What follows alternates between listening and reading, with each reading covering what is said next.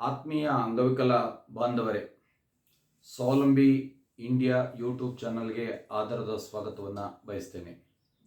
ನಾನು ಡಾಕ್ಟರ್ ವೆಂಕಟರಮಣ ಸ್ವಾಮಿ. ಇವತ್ತಿನ ವಿಡಿಯೋದಲ್ಲಿ 3 ವಿಷಯಗಳನ್ನು ಅಂಗವಿಕಲರಿಗೆ ಸಂಬಂಧಪಟ್ಟಂತೆ ತಿಳ್ಕೊಳ್ಳೋಣ. ಮೊದಲನೇದು, ಮೇ 10, 2025 ಕಳೆದ ಶುಕ್ರವಾರ ಸರ್ಕಾರ ಸಚಿವ ಸಂಪುಟದಲ್ಲಿ ಅಂಗವಿಕಲರಿಗೆ ಸಂಬಂಧಪಟ್ಟಂತೆ ಒಂದು ಮಹತ್ವದ ನಿರ್ಧಾರವನ್ನು ತೆಗೆದುಕೊಂಡಿದ್ದಾರೆ. ಅಂಗವಿಕಲ ಅಧಿಕಾರಿಗಳಿಗೆ ಬಡ್ತಿಗೆ 4% ರಿಸರ್ವೇಷನ್, 4% ಮೀಸಲಾತಿಯನ್ನು ಕೊಟ್ಟಿದ್ದಾರೆ. ಅಂದರೆ ಈಗಾಗಲೇ ನೀವು ಗೌರ್ಮೆಂಟ್ ಜಾಬನ್ನು ತೆಗೆದುಕೊಂಡಿದ್ದರೆ ಪ್ರಮೋಷನ್ಗೆ 4% ಮೀಸಲಾತಿಯನ್ನು ಕೊಡ್ತಾರೆ. ಇದನ್ನು ಮುಖ್ಯಮಂತ್ರಿಗಳ ಅಧ್ಯಕ್ಷತೆಯಲ್ಲಿ ಕಾನೂನು ಮತ್ತು ಸಂಸದೀಯ ವ್ಯವಹಾರಗಳ ಸಚಿವರಾದಂಥ H.K. ಪಾಟೀಲ್ ರವರು ಈ ನಿರ್ಧಾರವನ್ನು ತೆಗೆದುಕೊಂಡಿದ್ದಾರೆ.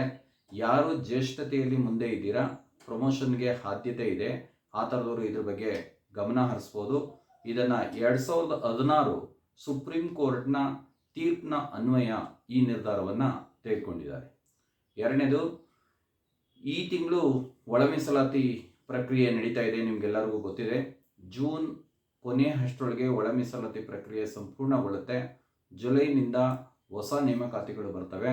ಯಾರು ನಿಮ್ಮ ವಿದ್ಯಾರ್ಥಿಗೆ ತಕ್ಕಂತೆ ಯಾವ ಪೋಸ್ಟ್ಗೆ ಹೋಗಬೇಕು ಅನ್ನೋ ಆಸೆಯನ್ನು ಇಟ್ಕೊಂಡಿದ್ದೀರೋ ಅದಕ್ಕೆ ತಕ್ಕಂತೆ ಸ್ಪರ್ಧಾತ್ಮಕ ಪರೀಕ್ಷೆಗಳಿಗೆ ಸಿದ್ಧರಾಗಿ ಇದಕ್ಕೆ ಅವಕಾಶ ಸಿಗುತ್ತೆ ಅಂತ ಹೇಳೋದಕ್ಕೆ ಇಚ್ಛೆ ಪಡ್ತೇನೆ. ಮೂರನೇದು, ಒಳ ಮೀಸಲಾತಿ ಪ್ರಕ್ರಿಯೆ ಮುಗಿದ ನಂತರ ಎಷ್ಟೋ ಅಂಗವಿಕಲ ಹುದ್ದೆಗಳು, ಮೀಸಲಾತಿ ಹುದ್ದೆಗಳು ಬ್ಯಾಕ್ಲಾಗ್ ಆಗಿ ಉಳಿದೋಗಿವೆ. ಬ್ಯಾಕ್ಲಾಗ್ ಹುದ್ದೆಗಳನ್ನು ಕೂಡ ತುಂಬ್ತಾರೆ. ಹೈದರಾಬಾದ್ ಕರ್ನಾಟಕ ಮತ್ತು ಕರ್ನಾಟಕ ಎರಡರಲ್ಲೂ, ನಾನು ಹೈದರಾಬಾದ್ ಕರ್ನಾಟಕ ಎರಡರಲ್ಲೂ ಕೂಡ ತುಂಬ್ತಾರೆ.